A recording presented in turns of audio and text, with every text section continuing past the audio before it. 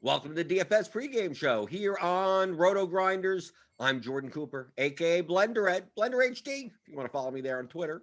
And it's Monday, so you know what we do on Mondays. It's Mondays with McCool, James McCool from Pay Dirt Analytics, the co-author with me on the Theory of Daily Fantasy Sports. It's a 15-hour audio DFS masterclass that you could pick up at theoryofdfs.com. I see you guys in the YouTube chat.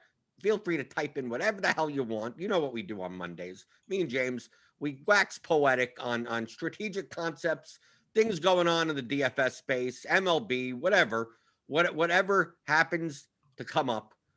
So type that in. Give me those thumbs in the chat. Thummy thumbs, subscribey scribes, and notification belly bells to let you know when we go live. I don't got apple juice. I got yellow Gatorade. So keep the yellow Gatorade cold. I see you guys. Daniel Hutchins, match coach, Bradley Saucier, Eric Hitbold, Cog Lawrence, March Mimic, Card Fan, Michael Dompier, Suki Singh, who was not first today. Typically, Suki Singh is here like a half an hour early. Whatever. You got up late, I guess. Jeff Chambers, Gio Sauceda, 12, Nate Bradshaw, A1 Beast Mode, Quinn Williams, Max Coach, whatever. Oh, boy. And A1 Beast Mode has already started with the questions that have no answers. How did I land on my cash team, which I didn't play yesterday? I didn't play cash yesterday, but you know how I land on it? I play the top optimal median lineup. So there you go. So I look at my projections, which happens to be the back projections. Then you do a knapsack problem, which is what an optimizer does. Whatever the highest number is, that's what you play. And there you go. You're done. You're done. If you, what's the purpose of projections if you're not going to use them, right, James? Yeah. But I mean, you forgot to mention the secret group chat. Oh, the secret chat. Oh, the secret chat, right? That all the sharp players go in. So all their lineups look pretty similar, other than like 2v2s, right? Yeah. We have to throw off the scent. Oh, it's important. You know, it's really important. Like what you do is you go into the secret chat, right? And then you see the lineup that is just posted there with like blinking signs that are all like posted saying this is the cash lineup. And then everybody says, okay, what pivot are you going to make? What pivot are you going to make? I don't want to make the same pivot you make. So just make sure, discuss amongst yourselves. And then that's how you get the lineups. That's where the lines come from, Right. I'll show you. I have it on screen right now. Here's A1 Beast Mode. I want to show you how I make my cash lineup. Okay, we got the 10:55 a.m. BATX projections, which obviously we don't know the starting lineups completely or anything. Maybe there's a picture change. So I look here are all the projections. Now, understand why I'm doing this. Okay, so it's not just like okay, I have to change two things just so I could get something. Okay, so this is Draftkings. So as of right now, the top median optimal lineup that's optimizing just for median fantasy points is this. Caleb Smith, Ryan Yarborough at pitcher, and then you play, seems like Alfaro, Alfonso, Brad Lowe, J.D. Davis, Tatis, Calhoun, Castellanos, and Winker, based on the back projections. Okay, now understand what this lineup represents. Okay, we don't talk that much about cash games here, but the difference between quote cash games, which are pretty much like double ups, 50-50s. Cash games represents you only have to beat half the field. Even if you're playing a head-to-head, right? You have to beat your opponent, which is half the field. So your goal is not some 80th percentile outcome. Your goal is to maximize for the 50th, right? Which is what the median is, right? The mean and the median are around the 50th percentile. The median is definitely the 50th percentile. The mean could be off by slightly or whatever. So all of these projections, we discussed what exactly projections are. They're a range of outcomes. They're a distribution curve. So in the bat, the floor is the 25th percentile and the ceiling is the 75th percentile, which means at least 75% of the time, Pete Alonso will score 2.07 points. And 25% of the time, he'll score at least 25.29 points because it's the 75th percentile outcome. So it looks like a distribution curve, a normal distribution curve. And the middle is that number, is the number that the optimizer that's all it cares about, is the middle number. Now, this does not take into account the standard deviation of the player. This all assumes a normal distribution, but baseball players don't have normal distributions. Well, we take the strikeout, the Joey Gallo types, right? They rarely get like 7 to 9 points. Really, they're striking out or hitting home runs. So while their median could be 10, like they're not going to get 10. It's going to be a lot of 3s, 5s, 0s, and a lot of 14s, 18s, 21s. So it's a higher variance player, but the median, it doesn't take into account that standard deviation. So Joey Gallo with a 10-point projection and Starling Marte, maybe, I don't know, I'm just pulling someone out, with a 10-point projection. Well, Marte's probably a little bit more likely to get singles and doubles and runs. Stolen base. Stolen bases, you're right, exactly, for Starling Marte. So his distribution curve may be much more normal than someone like Joey Gallo. But the median does not take into account that. But if we were to play this slate out a million times, if the bat projections were the most accurate projections, this is the lineup that would beat out 50% of the field most often. Now, there are lineups, like if we ran this, if I ran this with just one, I just ran it, just give me 5 lineups. Give me 5 lineups. That doesn't matter. I got everything. Okay, good. So I'm going to build 5 lineups. Okay? So we see that top one up here, 120.62. Here's one underneath it that's 0.15 lower. Okay? And it has Suarez over Davis and Naquin over Calhoun, it looks like. I think it's a 2v2. Yeah, that's what it looks like. Over 1 million slates, if the bat projections are the most accurate, that top one, the one with Calhoun and Davis or whatever, will beat out half the field slightly more, ever so slightly, over like 1 million trials.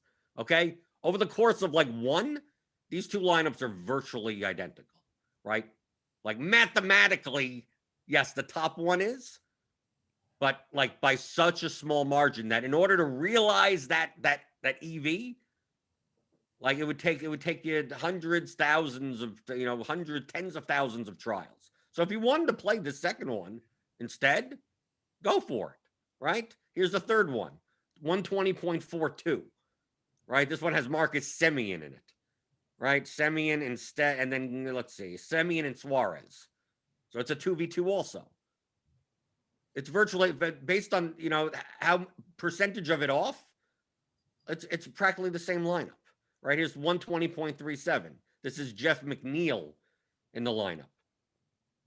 And JD Davis. So you have 3 Mets here, right? Here's one with James McCann, right? The Mets, the Reds, they project well today. And Caleb Smith and Ryan Yarborough. But I mean, this could change. I mean, the projections could change. But this does not take into account the standard deviation of the players, right? So, I mean, someone like Eugenio Suarez, there's a good example, right, James? Suarez, it seems like anytime I roster him, he either hits a home run or grounds at the 3 double plays. That's it. That's the entire thing. To me, that's Eugenio Suarez. He has a very low batting average. He has power, but he does not have a normal distribution. So if player. What? He's a 3 outcome player. Right. That's it. So in cash games, maybe you don't side because you want to lower your variance, for a cash lineup. You want to increase it for a GPP because you only have to beat half the field or 55% of the field or whatever it is. So do you want someone that could get you a 0 or a 14? Well, there's two lines of thought. There's, well, I'd rather someone that has a more normal distribution, a lower standard deviation, so I could reduce my variance.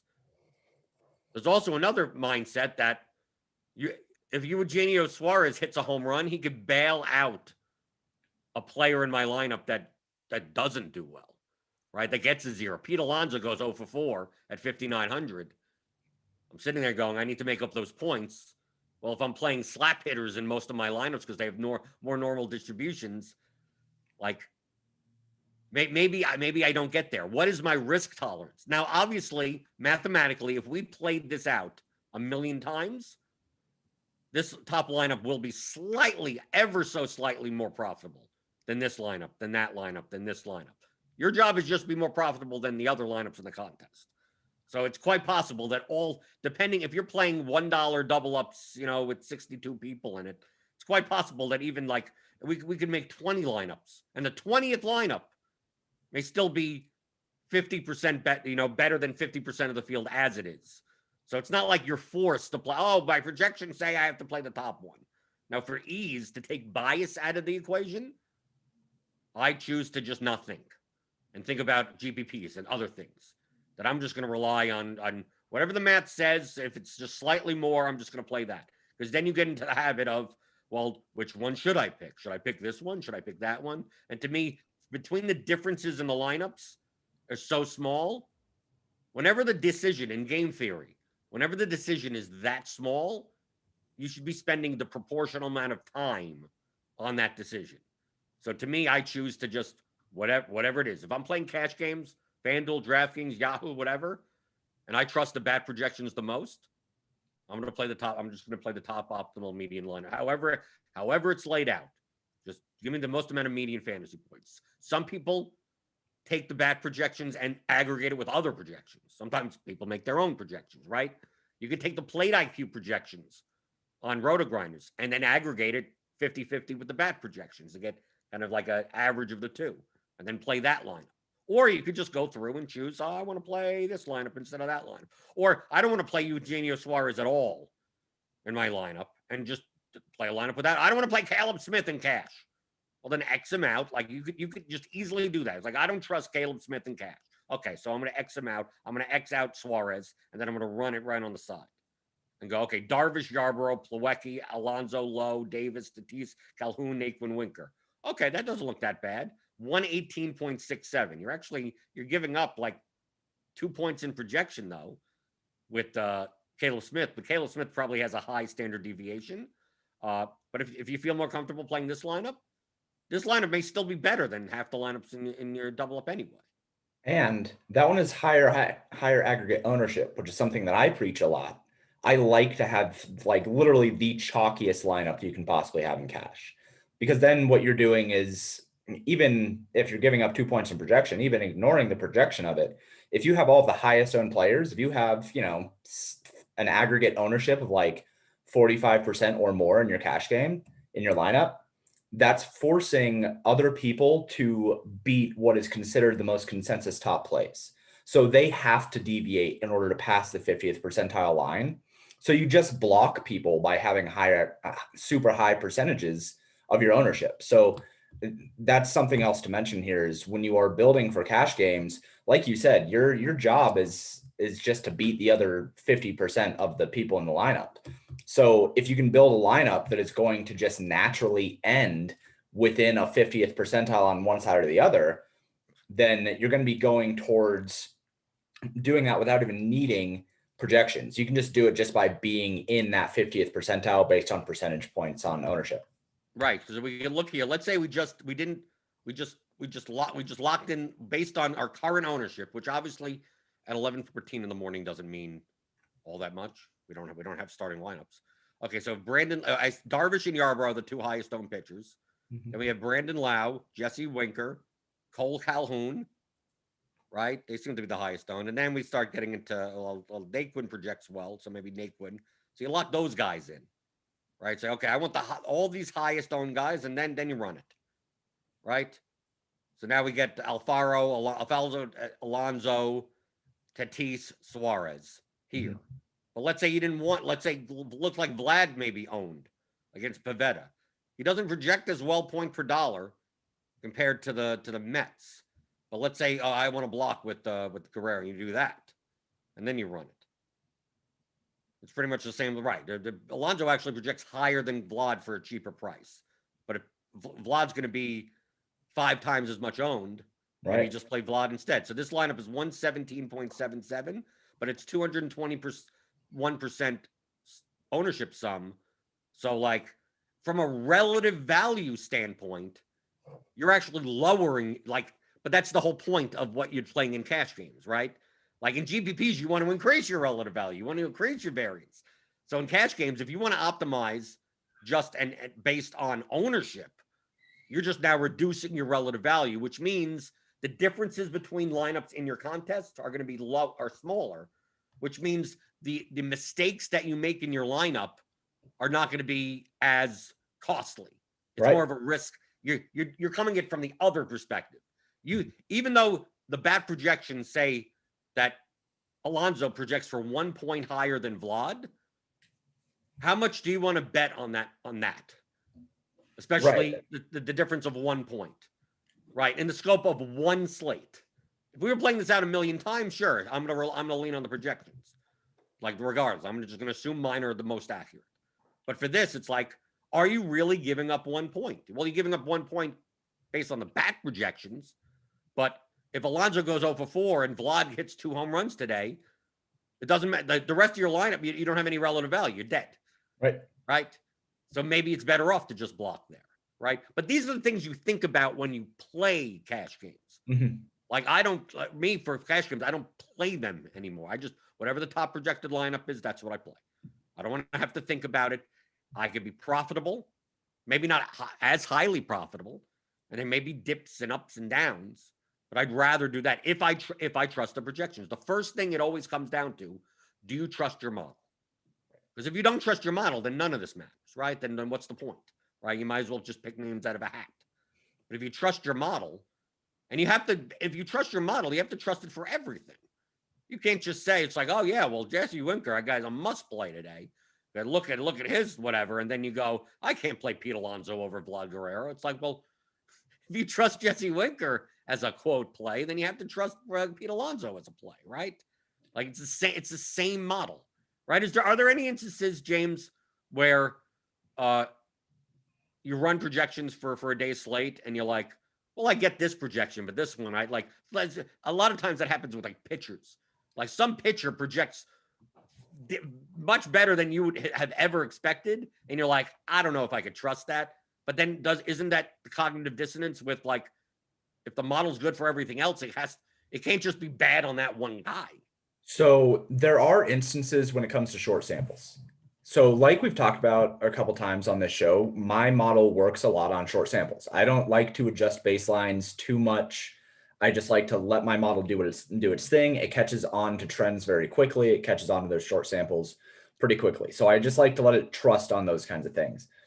But like, if a guy only has 4 innings pitched, right? And speaking specifically to pitchers, because you're right, that's usually where you see a projection. You're just like, I don't know about that, man. I don't know if Caleb Smith should project for 6 fantasy points today. He's going to be 40% owned, so 6 fantasy points. There's got to be something weird.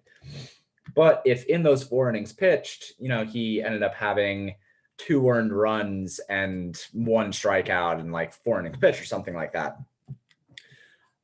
I do have to kind of look at that from my model specifically over at Paydirt. I have to look at that and I have to give a little disclaimer and say, hey, this sample that we're working with here is really, really small, and he had a really, really bad outing. So like, I looked a little deeper and this is what I found. Things like that. But isn't the mathematical equivalent is just that obviously with such a small sample size, his standard deviation would just be ridiculously high.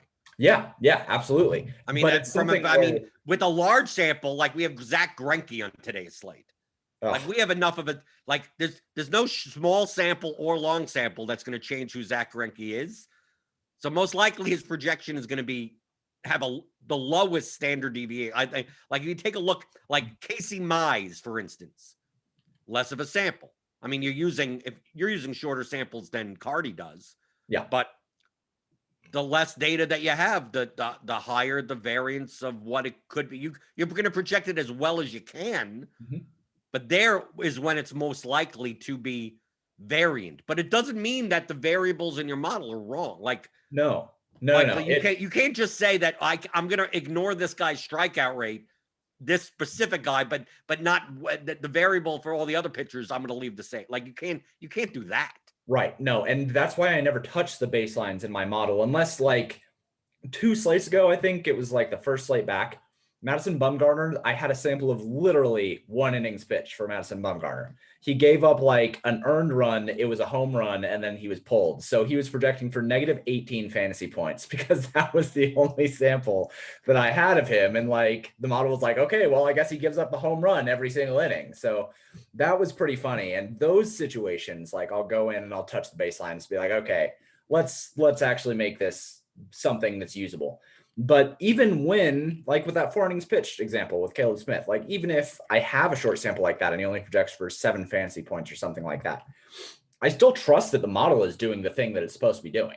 Like the model doesn't make mistakes. The model doesn't take data and say, oh, well, I'm just going to, I would usually do this, but I'm going to do it this. Like to me, it sounds like a data problem. It's not a model problem. It's a data problem. Right. It's so the cardinal rule in modeling and in forecasting is the model is going to spit out however good of data it has.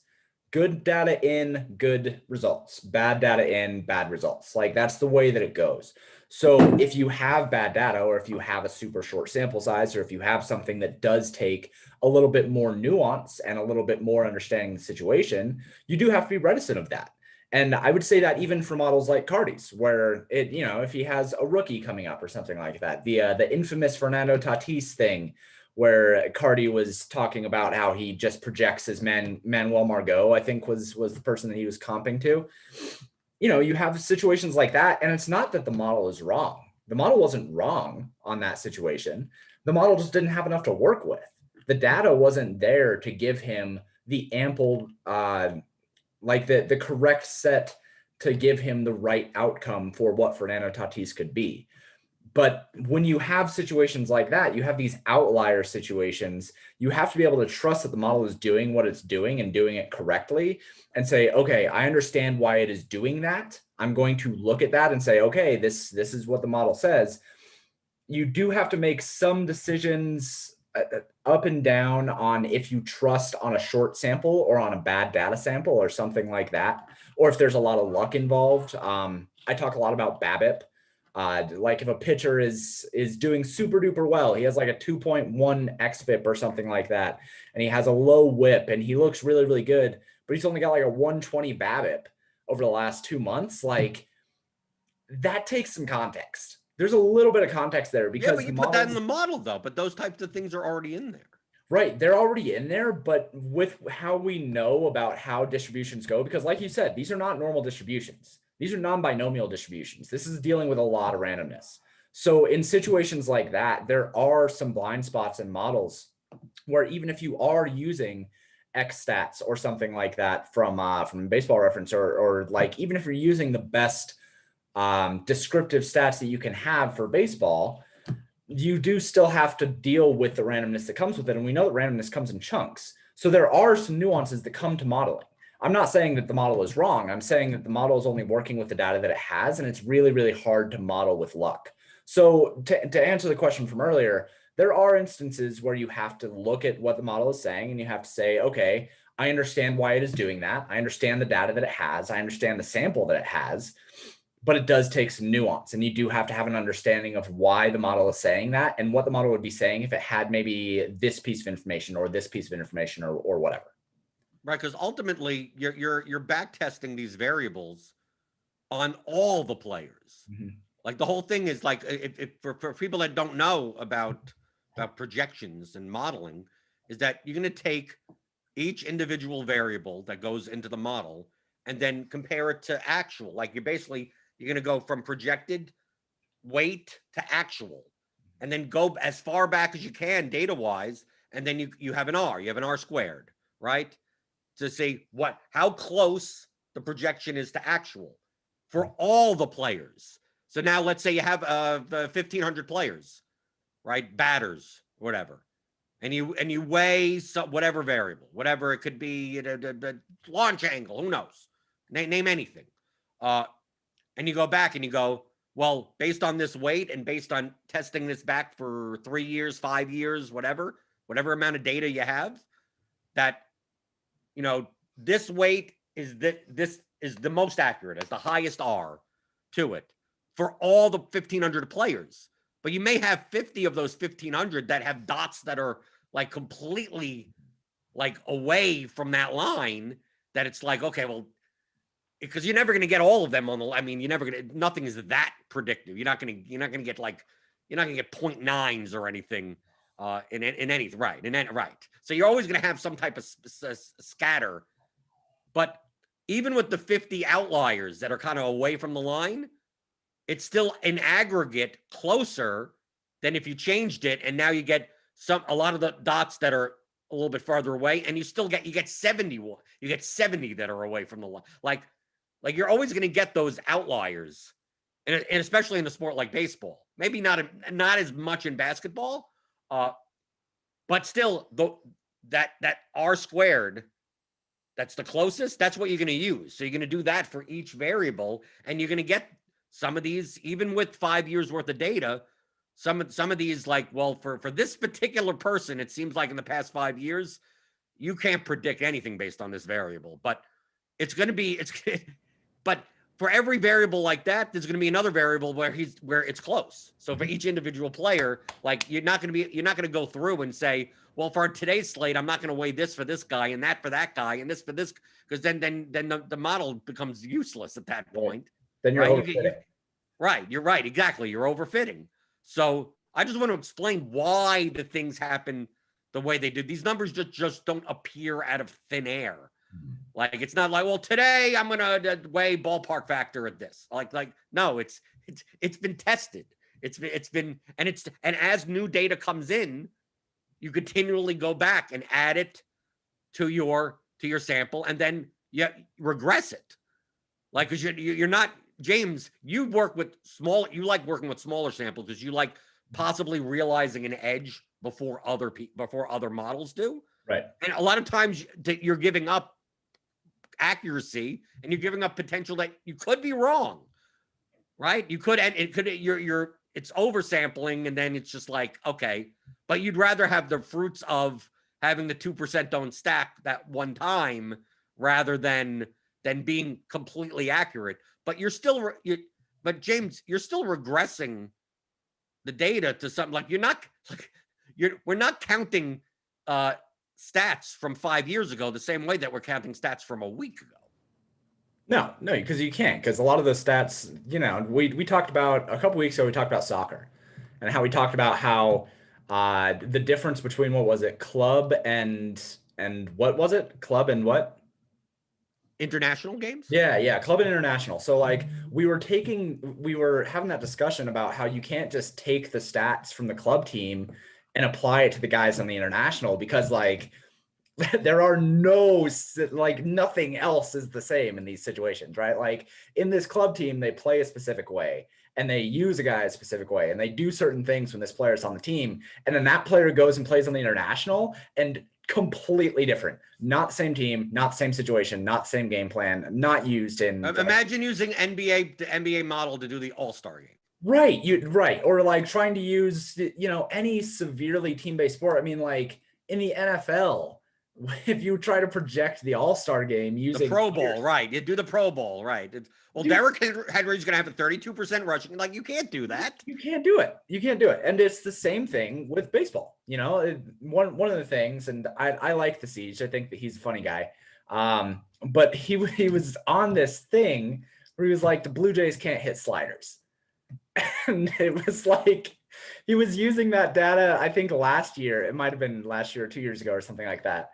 And he was quoting that for like years straight I mean, like different players on the team. There's not even one player that is the same player on the Blue Jays anymore. And like, you can't use that data anymore. Right. Once you put on the Blue Jays jersey, you can no longer hit a slider. Right. It doesn't matter. Right. It doesn't matter anymore. Yep. Vlad Guerrero cannot hit a slider. Bo Bichette can't hit sliders. Right, but if they went to the Red Sox, they'd be crushing sliders. Right, exactly. What is the team that hits sliders the best? Just send that guy to that team, and now you solved his slider problem. But that's the problem with using those really, really older samples is, especially in baseball now with the current climate and with the way that statistics are working in baseball, it's almost a crapshoot. Like every single smart person that I know that was building out projections and trying to handle things like the 2 weeks after the sticky substance breakdown, it was just hell on wheels, dude. There was nothing. It still is. And it still is. But like those 2 weeks, it was, I don't want to say impossible, but it was the hardest time that I have ever had building projections for pitchers. And I really, really trust my model for pitcher projections. And those 2 weeks, you couldn't count on anything. Because not only did we not have the sticky substances anymore, which have been in use since like 1842 or something, but we have the difference of the ball, right? So like the grip is different and like the flight path is different. So we can't just take, like, none of the information from the last 2 years mattered at all. No. It matters. I view those 2 weeks, James, similar to like the whole BVP thing, where it's real. We just don't know who it's real for. It's like dude, right? It was brutal. No, I mean, like, it was. We all knew Taijuan Walker was going to come back to that happened yesterday. We knew that Marcus Stroman was going to come back. Like we knew that Garrett Cole was going to fall apart a little bit, right? Like we had those discussions of guys that like we kind of knew were. And then Cole adjusted. Cole's last outing, he did great. And I talked about that too recently in the Discord. It's like these are the top 0.01% guys in the world. They're gonna figure out how to fix this problem. They're not just gonna be terrible forever. But those 2 weeks, I am not lying when I say that it felt like projecting pitchers. It didn't matter what sample you wanted to use. Sure, you were still going to be able to do it with some confidence. But I think that the edge that you gained from having a good pitcher projection model was lost during those 2 weeks. I think that it was that hard to project pitchers because no sample that you used could handle anything that was happening. Like the baseline. Well, there was no. I still disagree with that. I think it was a matter of what's real and what's not. It comes down to. I mean, someone mentioned this like a week or two ago or something. Where someone, I don't know if they were trolling in the chat, and or maybe this was in the Discord. We're like, we don't know what pitchers are, had bad stuff happen in their personal life, right? Something bad happens early in the morning, and they come out and they pitch like crap.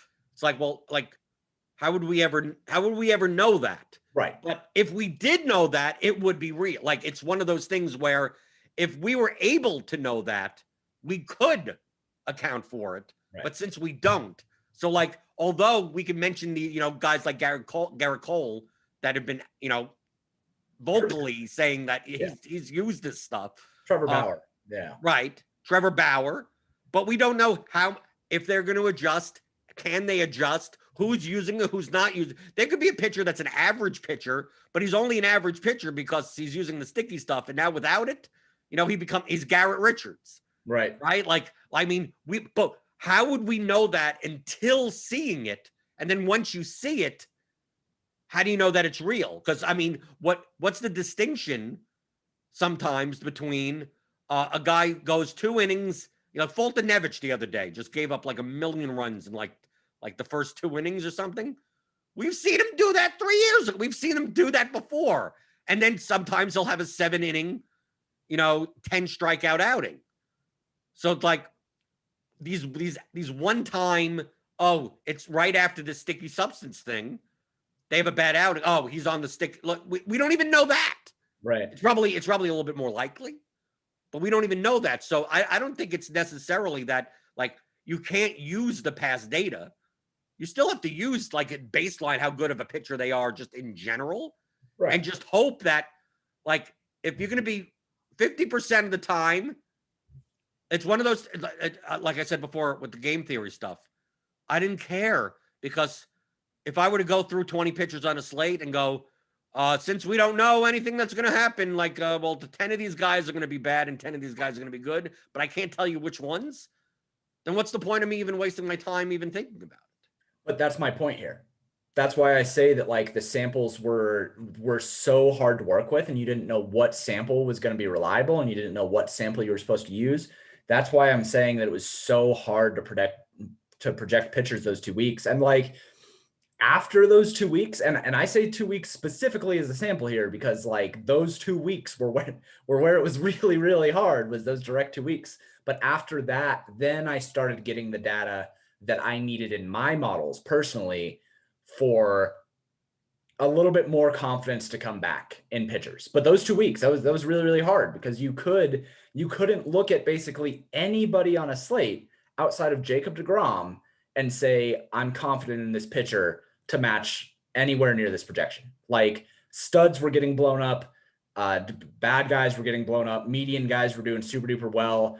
Like, sure, we didn't have the Wade Miley no hitters anymore, which was hilarious earlier in the season. We're going to look back on that and just be like, John Means and Wade Miley and that was a fever dream. That didn't even exist.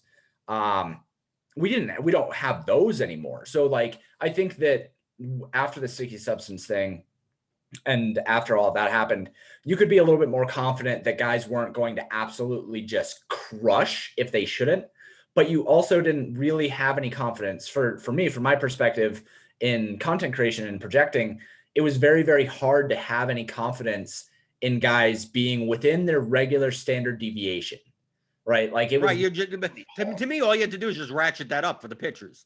And yeah, that's basically what we all decided in the Discord. It was just like, okay, well, if you can't fit a stud, like whatever, you know, that they're not studs right now. We don't know that they're studs until they could be, but we don't know. Right. Exactly. So, you know, just like BVP, I like that example of BVP because BVP certainly I think exists. I do think that it exists, but I don't care about it because I can't quantify it. I can't model it. So like, I think that it is something that might have an effect, but because I have no idea what effect it has and I can't model it and I can't quantify it, I don't care about it. And that, I mean, you could model it, just that everything would be overfitting.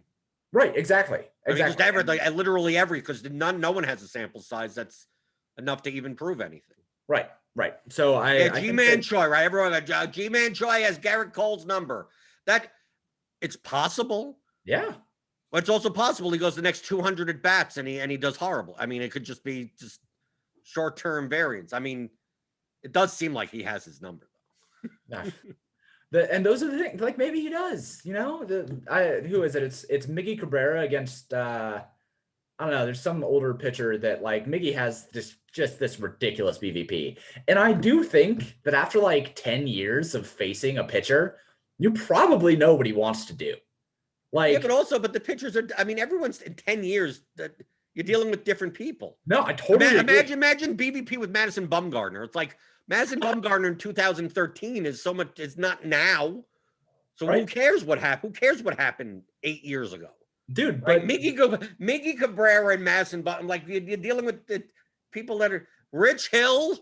I mean, like what are we doing? It's like Rich Hill at 26 years old and Miggy Cabrera at 26 years is totally different. I know. I totally agree. I'm just saying that I think that there 15 years ago, he went 3 for 6 with 2 home runs. Oh, got to play him now 15 years later. It is an interesting thought process, especially for somebody like me who does have to build things out. And one thing that you were talking about earlier where for the reason why I build my models is to get on things earlier and try to catch those trends earlier. Like there is a higher variance for me in doing that. And especially in my hitter projections where like, I'll have these guys that you like see them projected for 13 fantasy points. And you're just like, why, you know, and those things. And then like most of the time later on in the slate, they're like 0 for 4 and maybe have a walk. And it's just like, oh, well, why was he projected for 13? It's just like, because like, that's what the model thought that he might be able to do. And we want to, that's his median outcome. That doesn't mean he's going to get 13. But he's 1% owned. So like, so yeah, worth it. Go take a shot. if when those things happen, Luis Torrens made us a lot of money, like because he was never owned, and the model was just like, hey, this guy is going to home run every single slate, and he had like 4 games straight where he was just like awesome. And those kind of weird things, that's why I build those models that way, because I don't build models for cash games. I build them for GPPs. And so I don't care about like the actual straight up median of 9 fantasy points. Like, what do I care about that? If this guy looks like he might be a home run hitter and it's a really short sample, I want to catch that before other people do. So I thought that was an interesting thought of I'm probably wrong like quite a bit. You're definitely wrong most of the time. Yeah, I'm wrong quite a bit, but when I'm right, I'm gonna be able to make a lot more money for the people that are using those projections. So that is a trade-off, and it's an interesting trade-off that I didn't really think about until we talked about it today. Right. Well, I mean, it has to be a trade-off. You're dealing with small sample sizes. Yeah, and small sample sizes could say anything. Yeah, literally, and like they could literally say Todd Frazier had like 2 at-bats and he projected for 15 fantasy points the next day. Right. And it's just like Todd Frazier's like 90, and he's probably not going to do that. But hey, in those 2 at-bats, he looked really, really good. So let's see what happens. And he was 0.5% owned, and he sucked. So there was that. But right. you know, like right now in the bat projections, the top point per dollar pitcher on DraftKings is Jake Woodford. Yeah, because he's 4,800. I'm assuming he's 4,800 and he has like an 80 pitch count, and he's facing the Cubs, so his median is like 13. So yeah, so he obviously.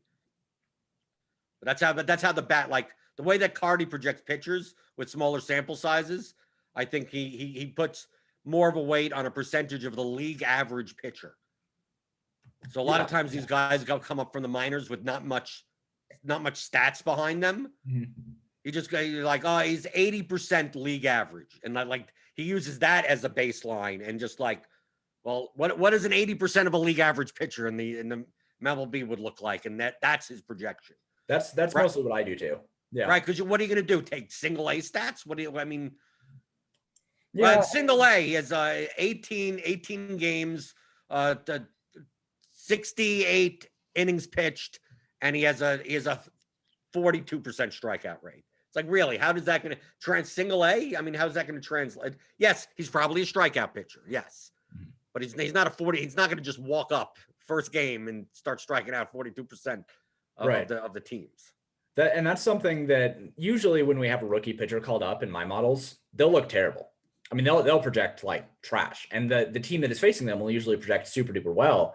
And the main reason for that is like, baseball's hard, dude. Like going up from the minors to the majors is really hard, dude.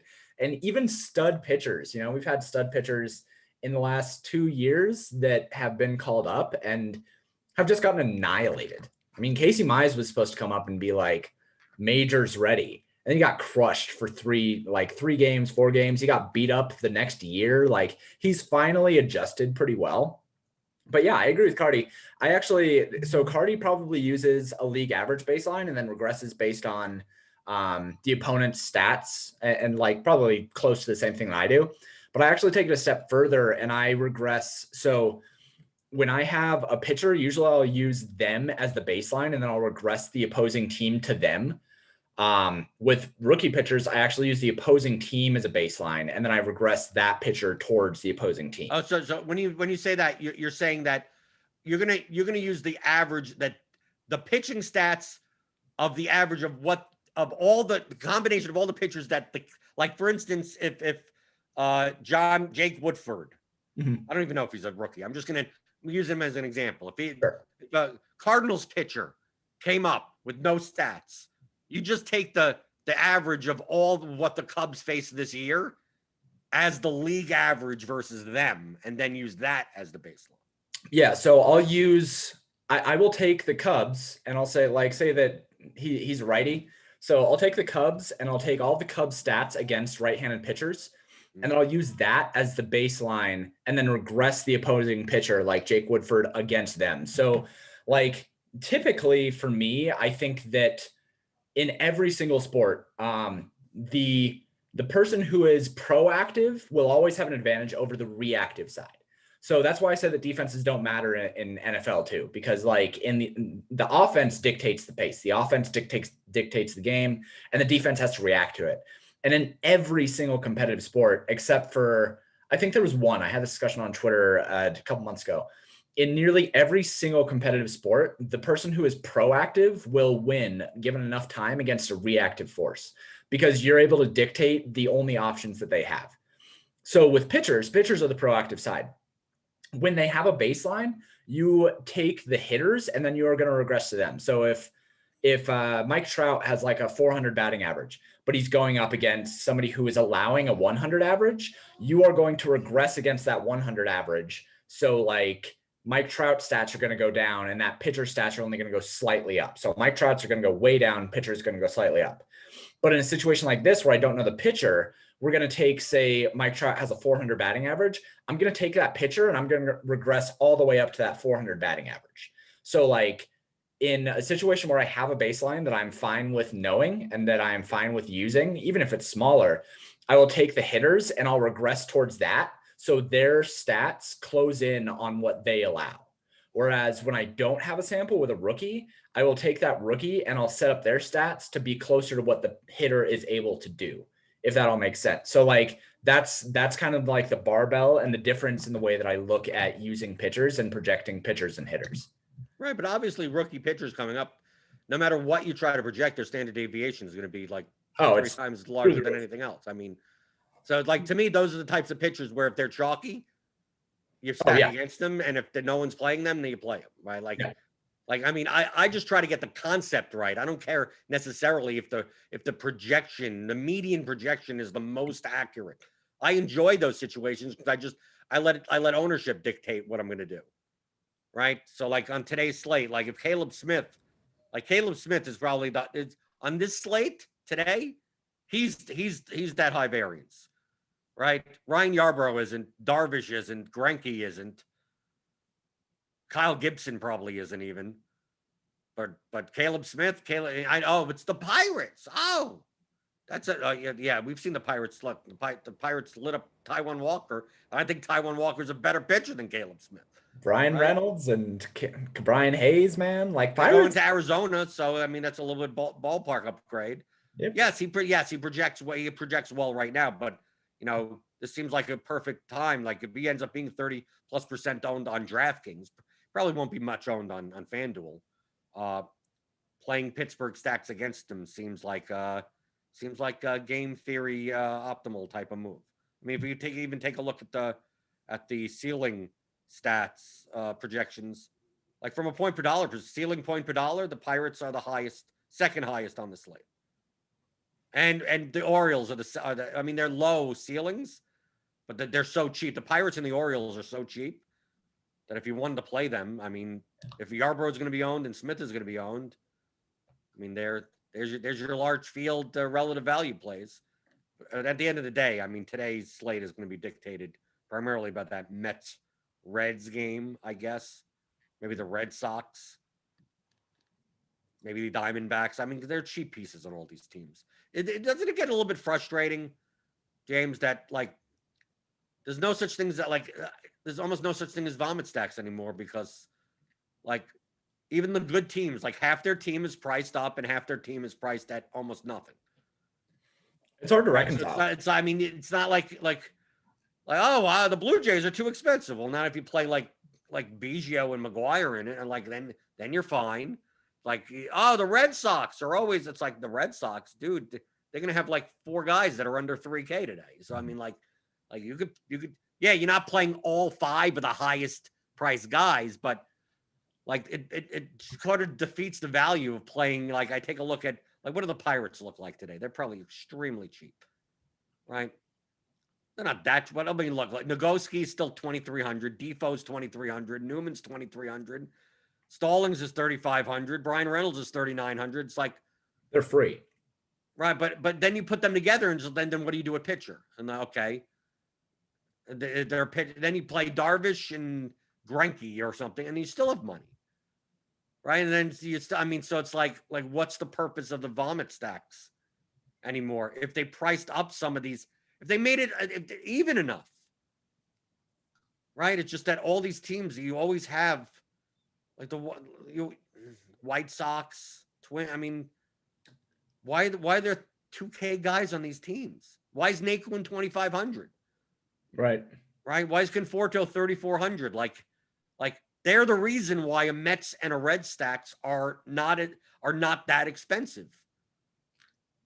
Because Votto's 5,100, but once you pair him with Naquin at 2,500, now Votto, it's similar as Votto being 4K and Naquin being 4K. And Farmer at 2,700 at a priority position at shortstop, like, right? You can make these stacks. It's not hard. It's not hard. I will say that even with the low pricing on a lot of these guys, like even the Braves, look at that. They have, Arsha and Heredia and Kelvin Smith. Like all three of those guys can definitely be part of a stack with Peterson's still 3,300. It's silly. It's really, really silly. Granted they're against Yu Darvish, but still, like, I will say that it has kind of brought an interesting thought.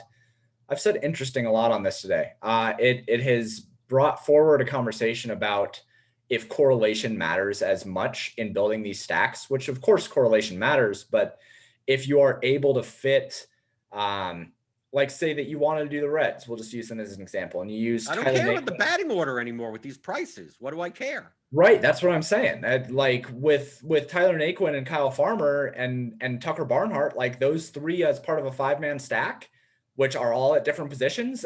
Who cares about batting order at this point? Because you just fit a red stack and you can still afford the most expensive pitcher with the highest projection, and you can still pair it with another moderately expensive stack. So does the batting order correlation matter as much when these? No, I've said that before. Like the gaps in the order, marginal.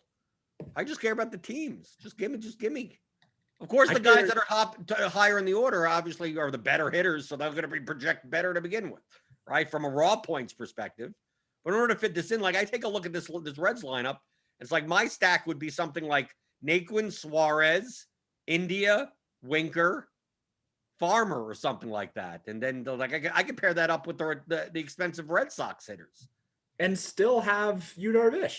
Right, and still have two 8 to 9K pitchers. And Darvish is only 9.2K.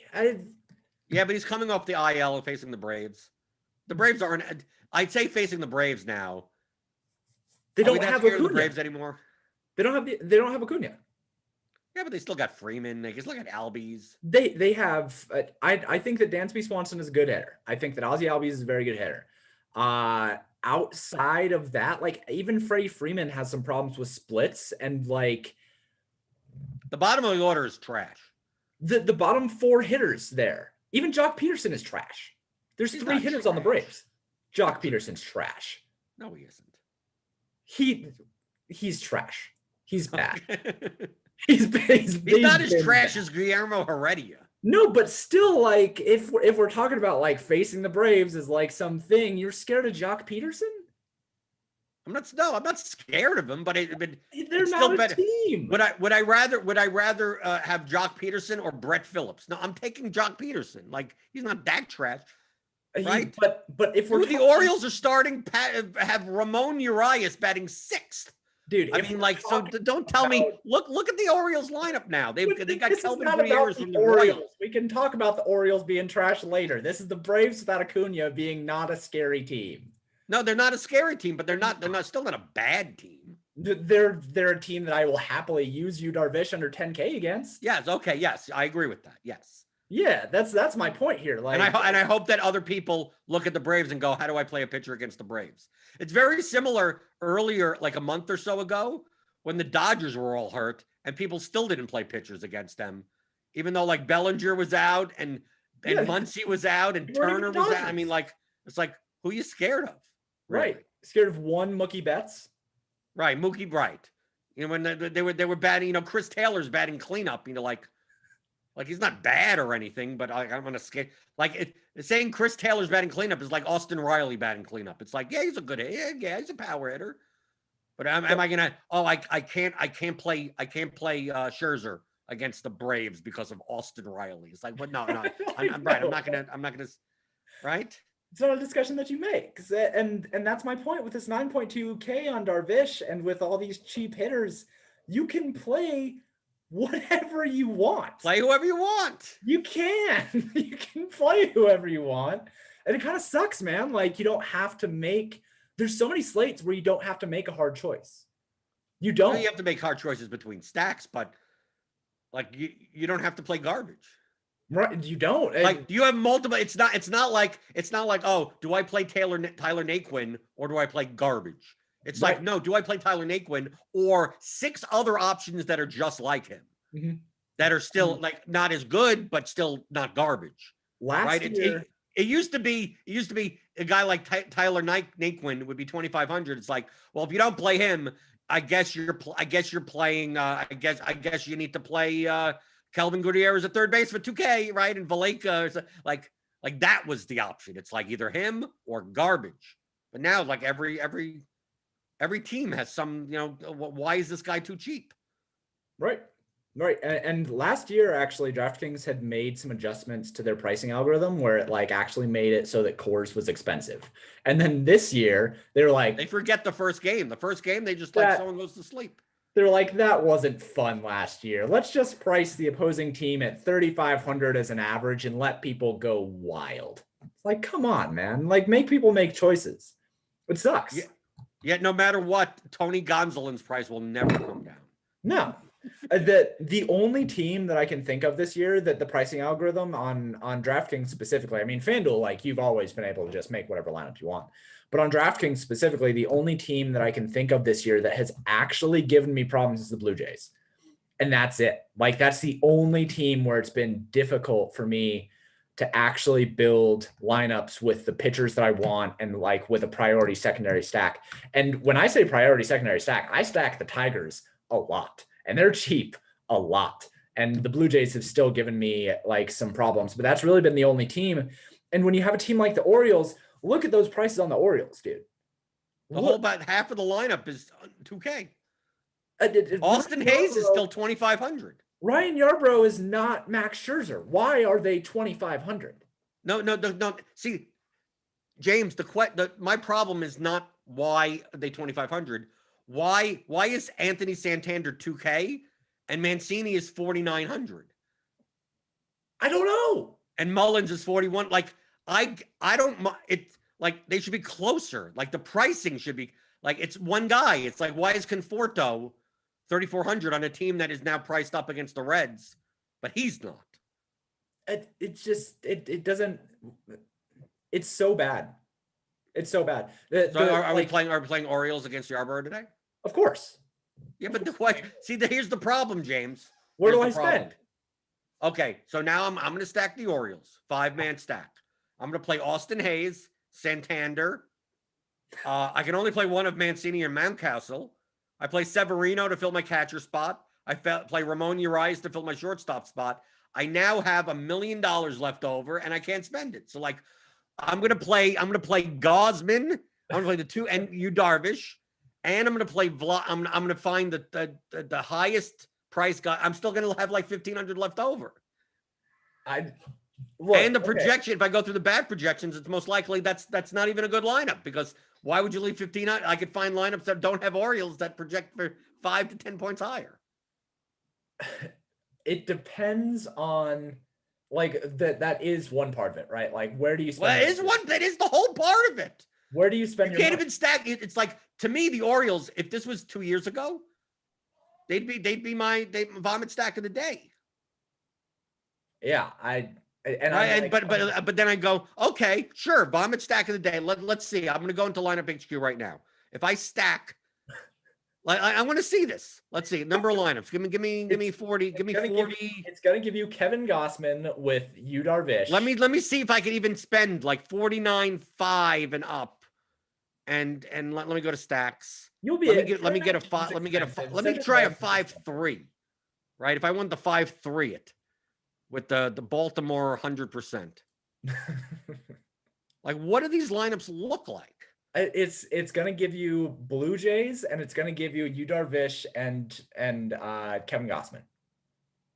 It's gonna give you I don't know Boston.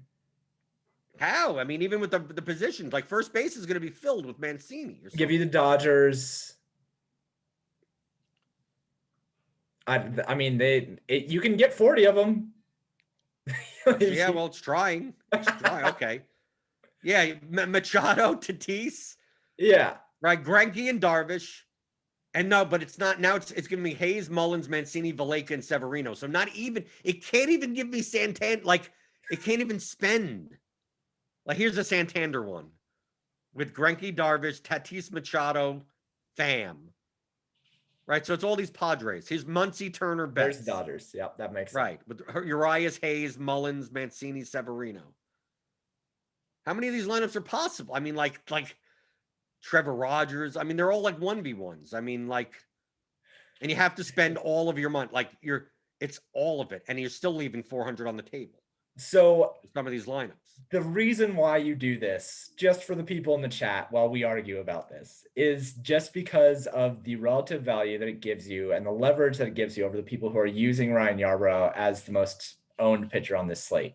That's the reason why you do this, is because in large field GPPs, because we're playing baseball and because it's super event-oriented sport and there's a lot of randomness that happens, there's nothing that says because the Orioles are free, they can't put up 10 runs. So if they put up 10 runs against a 38% owned pitcher, one, you have passed the 38% owned people, the 38% of lineups that have Ryan Yarbrough, because hopefully he gave up 4 of those runs.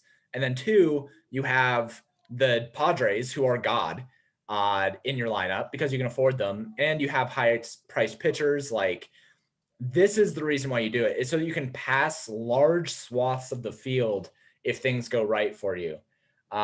In basketball, if you have a full lineup of like the cheapest dudes at 1% owned, you lost. Obviously, you lost. And even in NFL, where things are a little bit more linear, you probably lost. But in baseball, this is a viable strategy because of that vomit sack theory, where when a team is so cheap, the price of this team doesn't have as high of a correlation with their success as in other sports. So if Ryan Yarbrough, who I don't know, he's an average pitcher, is going to be one of the highest owned pitchers on the slate, that's why you have interest in doing something like this. Yeah, but see, what I did now is I ran 20 lineups with Baltimore as the secondary, right, in a 5-3, which makes more sense.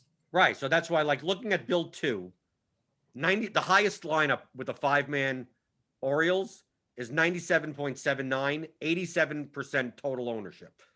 And this, you're basically jamming in Padres, right? Just Machado and Tatis, and they're the most expensive guys at third and shortstop, right? Because the Orioles don't even have a third base eligible player.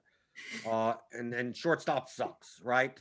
Let's see. And then you go to build 3 with just the 3-mans. Now you're getting 104.37. So that's significantly higher. We're talking about another 7 points of median, and the ownership is still only 103%. So like, right, it's still low owned enough. And now you're playing Greinke, Darvish, 5-man Mets, and then 3 Urias, Hayes, Mullins. And we take a look at some of these. You see basically the same thing, like Mets. Here's a 5-man Padres. Here, like, take a look at this lineup. Instead of playing Tatis and Machado as the 3-man, you're playing the 5-man Padres. You have Severino, Mancini, and Santander. You have Smith and Darvish up there, and your projection is 103.82 at 83% owned. So actually, this is a better lineup than the Orioles stack. I can just tell you similar ownership and 6-point higher projection. I can just tell you right now that my lineups are gonna suck tonight, dude. Why, are you playing a lot of Orioles? Probably. So like what I've been thinking as we've been doing this is that I'm mostly going to have a lot of secondary stacks of Orioles and Pirates because they're free and they'll let me fit whatever I want. Like, right. And just in those lineups, you don't play, like in your Orioles lineups, you don't play Yarbrough, and the Pirates lineups, right, Smith. Right. So like, if I can play those guys, just not in those lineups. Right. If I can attack a lot of the really high owned pitchers with secondary stacks, they're like, I'm not even kidding, free. Like, you're not even really paying for Ramon Urias, Austin Hayes, and Cedric Mullins. Like, you could feasibly take Cedric Mullins out of that lineup and put in Santander and have more money for nothing. And I'd still have the same projection. I'll just have Gossman. And like, The problem is that Gausman at 10K doesn't even project for more raw points than Darvish and Greinke. Oh, well, that's because that projection is wrong. And Gausman should project more than Greinke. Greinke should never have a projection over 15 fantasy points. Well, he's facing the Indians today. It doesn't matter. Greinke, he has a 4.5 strikeout. Greinke should never be projected over 15 fantasy points. I will take the under on that 100% of the time. He's projected for 17.33 right now. And I will take the under on that. Gausman is projected for 14.01. I will take the over on that. He's facing the Dodgers. Don't care. Okay. Paydirt Analytics. You can follow James on Twitter, paydirt_DFS.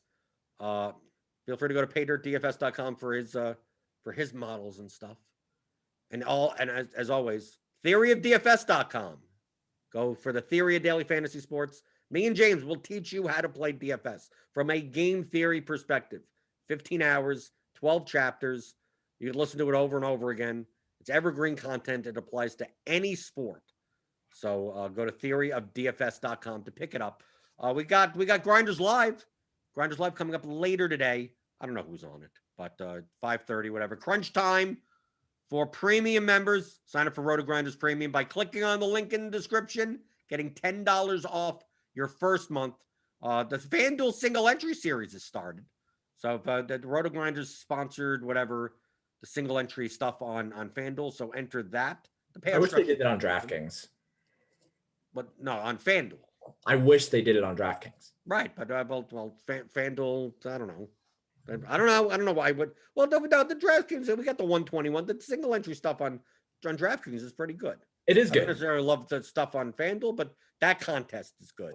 Right. So sign up for that, and we'll see if the Orioles beat up on Yarborough or the Pirates beat up on Caleb Smith, or the Braves just go nuts on Yu Darvish, and it doesn't matter that Acuna is not in the lineup because Austin Riley has 3 home runs. Jock Peterson, bro. Right, Jock Peterson's going nuts, right? Right, he's going nuts. He's trash, but he'll go nuts. So we'll take care of that. Look at it tomorrow, as I always do. Monday through Friday, 11 o'clock Eastern, on the DFS pregame show on RotoGrinders.com.